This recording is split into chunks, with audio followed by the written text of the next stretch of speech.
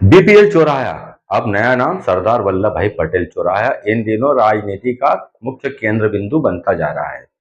एक और अमेरिका हारमुज को नहीं खुलवा पा रहा और दूसरी तरफ यहाँ के नागरिक और सारे जनप्रतिनिधि नेता मिलकर इस चौराहे को पुराने स्वरूप में नहीं ला पा रहे हैं।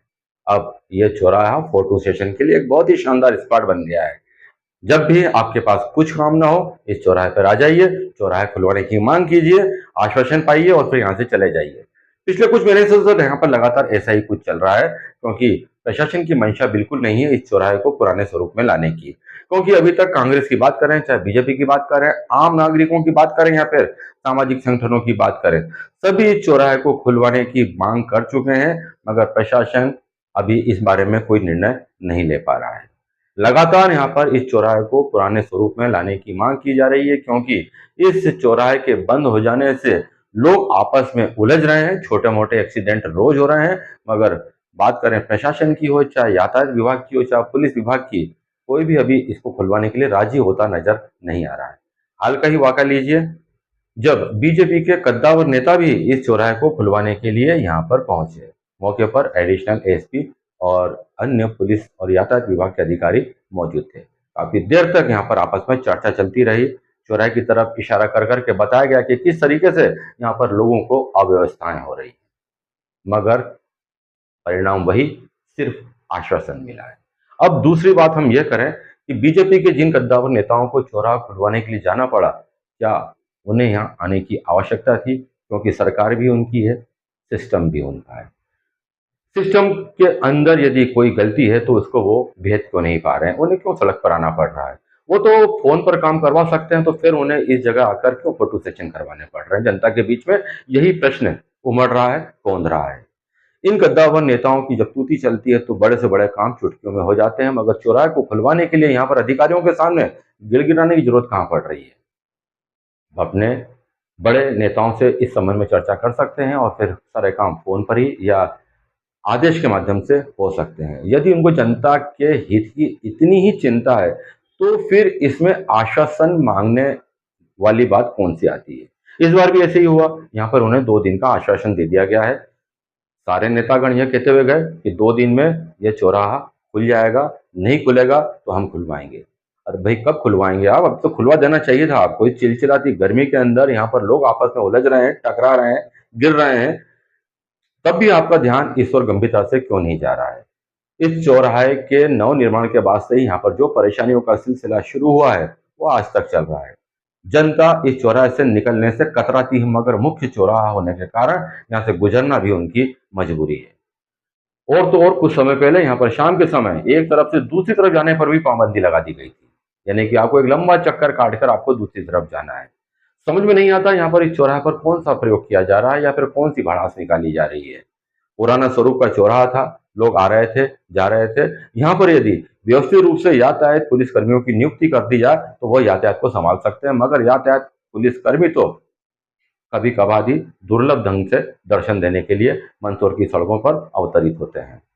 बात फिर वही आती है कि क्या अब बीजेपी के इन कद्दावर नेताओं को जो आश्वासन मिला है 2 दिन बाद का, वह पूरा होता है, या फिर उन्होंने जो कैमरे के सामने कमिटमेंट किया है कि हम चौराहे को खुलवाएंगे, तो क्या वो अपने इस कमिटमेंट को पूरा करने की स्थिति में है?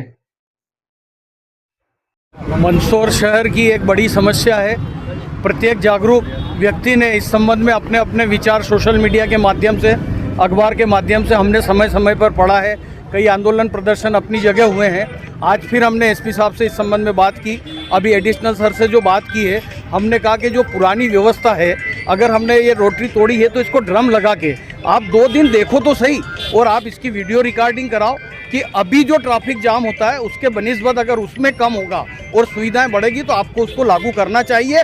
लेकिन आप जो कह रहे हैं कि हमारे यहाँ वो लाइट लगेगी और वो जो लगेंगे सिग्नल, तब हम एक बार फिर सोचेंगे। लेकिन अभी पुरानी व्यवस्थाओं के लिए निवेदन किया है सर ने, 2-4 दिन 3 दिन का समय मांगा है कि हम इसको समझ लेते हैं, और मुझे पूरा भरोसा है कि निश्चित रूप से इसमें कहीं ना कहीं किसी रिजल्ट पर हम पहुंच जाएंगे। नहीं होता है तो क्या आगे? नहीं होने का कोई प्रश्न नहीं है।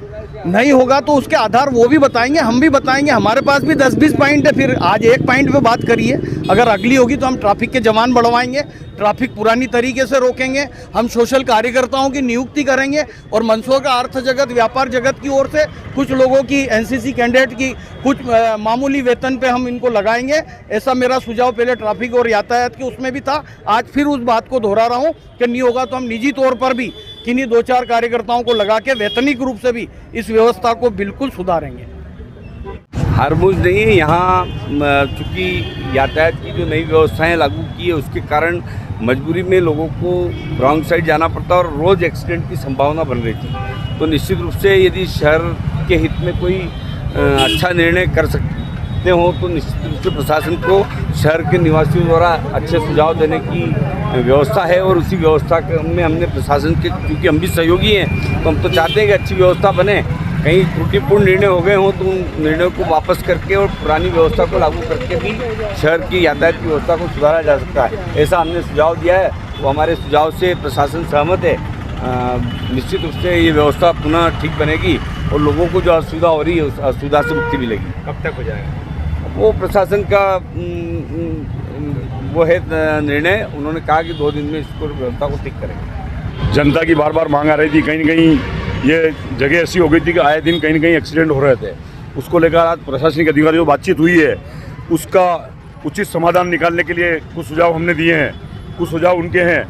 तो 2-3-4 दिन में ये कोई न कोई इस सुझाव पे अमल कर इस रास्तों का खुलाने की प्रयास करेंगे। अगर नहीं होता है तो क्या आगे क्या नहीं होता तो हम सक्षम अधिकारियों से फिर बात कर इस समस्या का समाधान कराएंगे और ये रास्ता खुलवाएंगे ही। क्या एक्सीडेंट पॉइंट बन गया है? एक्सीडेंट पॉइंट बन गया तो इसमें सुधार कराएंगे, पुलिस प्रशासन भी लगेगा, आप अपन सब मिलकर ये व्यवस्था बनाएंगे तो एक्सीडेंट कम होना की परिस्थिति हो जाएगी और एक्सीडेंट बंद हो जाएंगे।